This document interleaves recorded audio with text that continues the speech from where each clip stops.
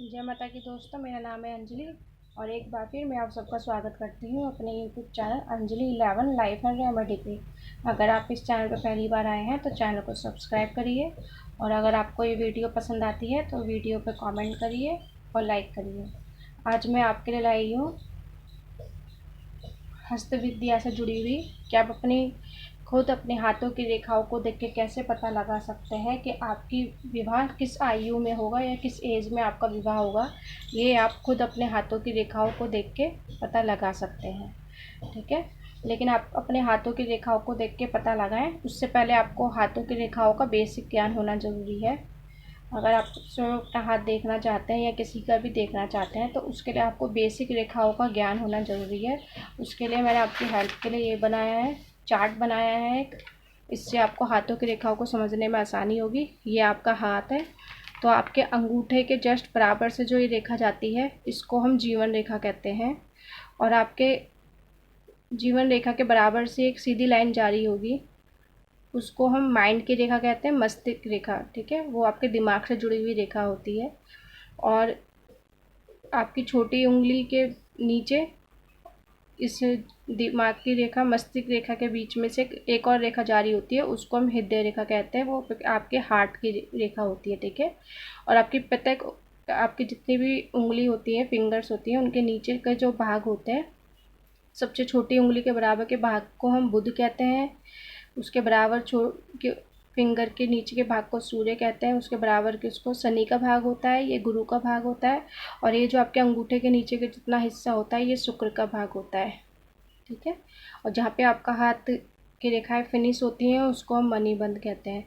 हर रेखा का अपना मतलब होता है। ये मैं आपको, अगर आप जानना चाहते हैं तो आप कमेंट करके ज़रूर बताना, मैं आपको आने वाली रेखाओं के बारे में ज़रूर बताऊंगी। अगर आप जिस भी रेखा के बारे में जानना चाहते हैं या जिस भी समस्या के बारे में जानना चाहते हैं आप मुझसे पूछ सकते हैं कमेंट करके। मैं आपको आने वाले समय में उसी के ऊपर वीडियो बनाऊंगी। पर आज की जो हमारी वीडियो है पूरी तरीके से कि आपकी विवाह किस आयु में होगा या कैसा होगा, ये आप खुद अपने हाथों की रेखाओं को देख के पता लगा सकते हैं, ठीक है। तो सबसे पहले जो ये बुध का भाग होता है, छोटी उंगली के नीचे का जो भाग है इसको हम बुध का भाग कहते हैं। ये चीज़ हमारी बुध होती है, बुध का भाग होता है ये, बुध ग्रह का, ठीक है। और ये आपके हृदय की रेखा मैं आपको बता ही चुकी हूँ, ये आपके हृदय की रेखा होती है। तो आपकी बुध रेखा और हृदय रेखा के बीच में आप छोटी छोटी लाइनें देख रहे होंगे, ठीक है। वो आपकी विवाह रेखा होती है। अब आप कहेंगे, आप अपना हाथ देख रहे होंगे तो आप कहेंगे कि हमारे में तो 2-3 रेखाएं हैं, किसी के हाथ में 3 भी होती हैं, किसी के हाथ में 4 भी होती हैं। तो इस यहाँ पे बुध रेखा और हृदय रेखा के बीच में जितनी भी रेखाएं होती हैं वह आपके लव अफेयर, या हो सकता है आपने अपने जीवन में कितने लोगों को प्यार करा है, पसंद करा है, वह सब उसकी रेखाएं होती हैं। लेकिन उन रेखाओं में जो सबसे अंत की रेखा होती है, हृदय रेखा से स्टार्टिंग नहीं, जो बुध रेखा की तरफ जो रेखा, जहाँ पे आपकी जो सबसे एंड की रेखा होगी वह आपकी विवाह रेखा मानी जाती है। और उसके पहले हृदय की तरफ जितनी भी रेखाएं हैं वह सब आपकी लव इंटरेस्ट होते हैं, या आप उतने लोग आपकी लाइफ में आए होंगे या उतने लोगों को आपने पसंद करा होगा, ये उसकी रेखाएं होती हैं। लेकिन जो बुध की तरफ सबसे अंतिम रेखा होती है उसी को हम आपकी विवाह रेखा मानते हैं, ठीक है। तो अब जानते हैं कि आप स्वयं कैसे पता लगा सकते हैं कि आपका विवाह किस आयु में होगा। सबसे पहले अगर हृदय रेखा के बिल्कुल पास आपकी हो रेखा, तो इसका मतलब आपका विवाह 18 से 21 साल की उम्र में आपका विवाह हो सकता है। अगर हृदय रेखा के बिल्कुल आपके पास, हृदय रेखा के बिल्कुल करीब से आपकी ये अंतिम रेखा जो हो, छोटी छोटी की बात नहीं करी, जो आपकी अंतिम रेखा हो, अगर वो हृदय रेखा के बिल्कुल पास हो तो इसका मतलब आपका विवाह 18 से 21 साल की उम्र में आपका विवाह हो सकता है। और अगर आपकी विवाह रेखा बुध और हृदय रेखा के बिल्कुल सेंटर में हो, जैसे ये सेंटर है, तो इसका मतलब आपका जो विवाह होगा वो 21 से 28 साल की उम्र में आपका विवाह होगा, ठीक है।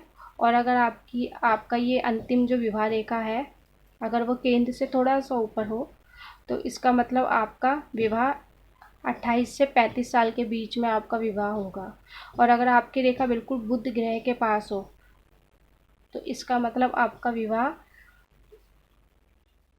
35 से 42 साल की उम्र में आपका विवाह होगा। ठीक है, तो आप कंफ्यूज मत होना कि आपके हाथ में 3-4 रेखाएं हैं तो विवाह की रेखा कौन सी है। वो मैंने आपको क्लियर कर दिया है कि जो आपके हृदय रेखा से और बुध रेखा के बिल्कुल एंड की जो रेखा हो उसको आप अपनी विवाह रेखा मानेंगे। एग्जाम्पल के तौर पे जैसे ये मेरी रेखा है, तो ये कन्नी इस छोटी उंगली के बिल्कुल पास की जो अंतिम रेखा होगी इसको हम अपनी विवाह रेखा मानेंगे। इसके पहले की जितनी भी रेखाएं जो हृदय और इसके बीच की रेखा है उनको हम अपनी विवाह रेखा नहीं मानेंगे। जो हमारी बिल्कुल छोटी उंगली के बिल्कुल बराबर में होगी उसको हम अपनी विवाह रेखा मानेंगे। ठीक है, तो कंफ्यूज मत होना आप। आई होप आपको एक और क्लियर हो गया हो कि आप अपने स्वयं हाथ की रेखाओं को देख के कैसे पता लगा सकते हैं कि आपकी विवाह किस आयु में होगा।